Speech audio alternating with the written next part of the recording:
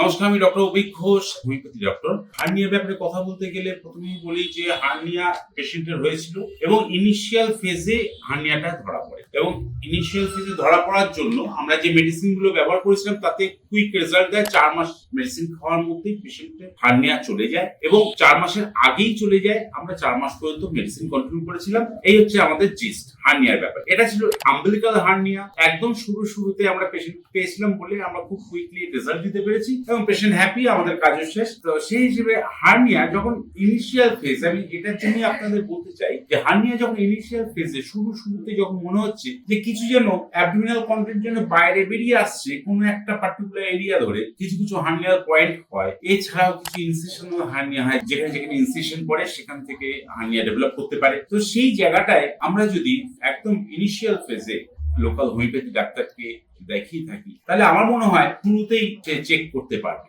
এবং আমার দৃঢ় বিশ্বাস যেভাবে আমরা ট্রিটমেন্ট করছি অবশ্যই সেভাবেই ট্রিটমেন্ট করবে। তখন আমার একটা সুন্দর ওয়ে আছে, যে ওয়েতে ট্রিটমেন্ট করলে প্রতিটা মানুষেরই সঠিক ওষুধ উঠে আসে এবং সিম্পটোমেটিক ট্রিটমেন্টে সুন্দর ওষুধ সিলেকশন হলে অবশ্যই কাজ করে। তো আমরা একটু পেশেন্টের কাছ থেকে শুনে নেব কতদিন ভোগার পরে বা কতদিনে ফিল করলেন আর তারপরে আমার কতদিন বাদে আসলেন। আপনি বলুন, আপনার যে হার্নিয়া হয়েছিল, আপনি যখন ফার্স্টে যে কষ্টটা অনুভব করেছিলেন, কি সমস্যা হয়েছিল, কিভাবে ফুলে উঠেছিল? নাই চতুর্দিকে মোটা হয়েছে। এইবার নাইন দিকে চতুর্দিকে মোটা হয়েছে। এইবার ভাবনা হচ্ছে যে কি হলো। এইবারে আলট্রাসাউন্ড করলাম। আলট্রাসাউন্ড রিপোর্ট বলছে hernia, small hernia, umbilical hernia. হ্যাঁ, এইবার একটা ডাক্তারকে দেখালাম, হোমিওপ্যাথি ডাক্তার না, অ্যালোপ্যাথি ডাক্তারকে দেখালাম, সার্জনকে। হ্যাঁ দেখালাম। এইবার দেখানোর পরে বলছে ঠিক আছে, এটা কোনো ব্যাপার না। পুরো ফেজে ওই সার্জনও সেটা বুঝে আপনাকে আটকেছিল যে এক্ষুনি করার দরকার নেই। এবং 3 মাস পরে, হ্যাঁ মানে 3 মাস পরে আসবে তখন। এরপরে আমরা ঠিক আছে ওষুধ দিচ্ছে, এটা খান, যদি হয় দেখা যাবে, অপারেশন করবো। আমার তো ভয় হয়ে যাচ্ছে, আবার অপারেশন করবো, এই তো করলাম, আবার করবো না। সেটা আপনি আগে গলব্লাডার অপারেশন করেছেন, তারপরে হ্যাঁ আবার করতে হবে অপারেশন। তাই এইবার তার জন্য আপনার কথা আমার দিদি বলি যে ওই মানিকতলায় যে আপনি ওষুধ খাওয়া স্টার্ট করলেন, আপনি আসলেন, আমি হার্নিয়া হিসেবে স্টার্ট করেছিলাম, তা আপনি ওষুধ খাওয়া স্টার্ট করলেন। রেজাল্ট কিভাবে কতদিনে পেলাম?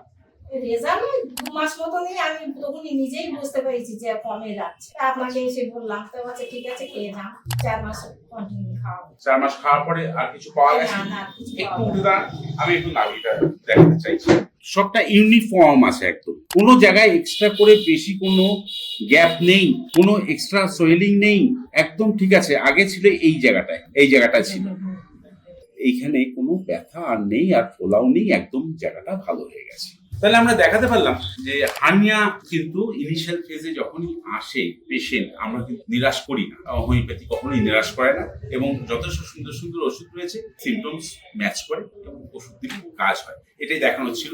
যে হার্নিয়াটা হয়েছিল লাস্ট আমরা ওষুধ দিয়েছি আজ থেকে প্রায় 8 মাস আগে।